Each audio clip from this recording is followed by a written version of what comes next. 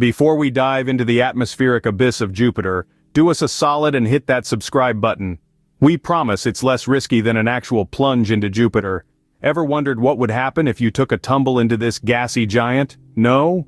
Well, it's a bit like dropping your phone in the toilet, but with more gas and less warranty. Intrigued? You should be. So fasten your seatbelts, or rather your spacesuits, as we take a hypothetical and rather hilarious dive into the gassy giant of our solar system. Now, Jupiter isn't your regular vacation spot. It's not known for its beaches or sunny weather, but rather its storms and, well, gas. Lots and lots of gas. Jupiter, the largest planet in our solar system, isn't just big, it's practically a gas factory.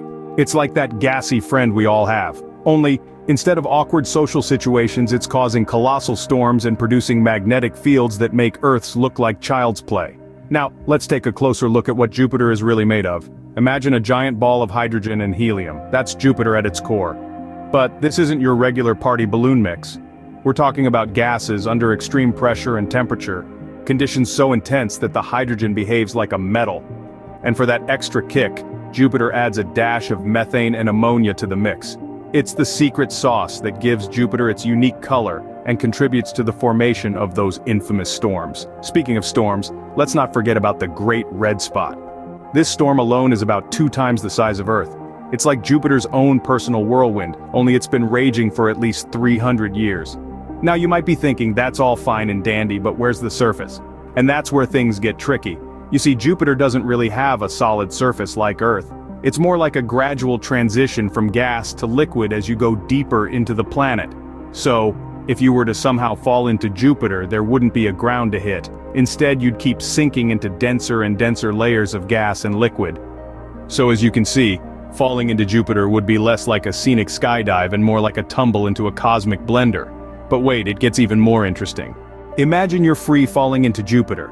You'd quickly realize there's no ground to hit, just endless layers of dense gas. Talk about a never-ending fall. As you plummet through the cloud tops, you'd first notice a gradual increase in temperature.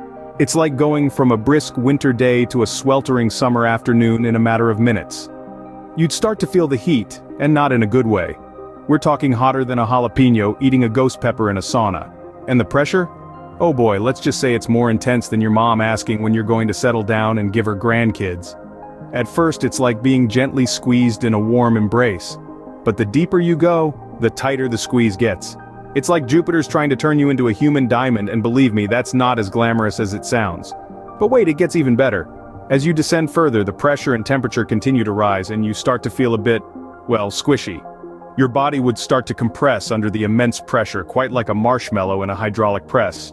Now as you reach about 50,000 kilometers into Jupiter, the temperature hits a scorching 2,000 degrees Celsius. That's hotter than the surface of the sun. At this point, you're not just toasty, you're downright crispy. But don't worry, your suffering wouldn't last forever. At these extreme conditions, your body would start to break down at a molecular level.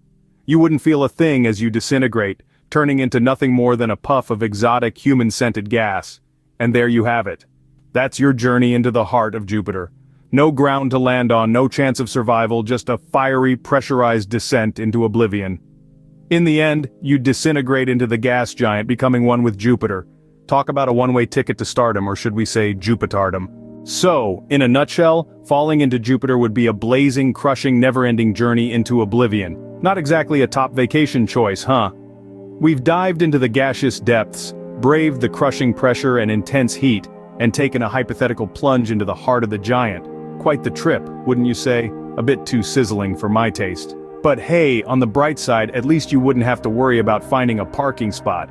Don't forget to like, share, and subscribe for more out-of-this-world content. Until next time, stay curious.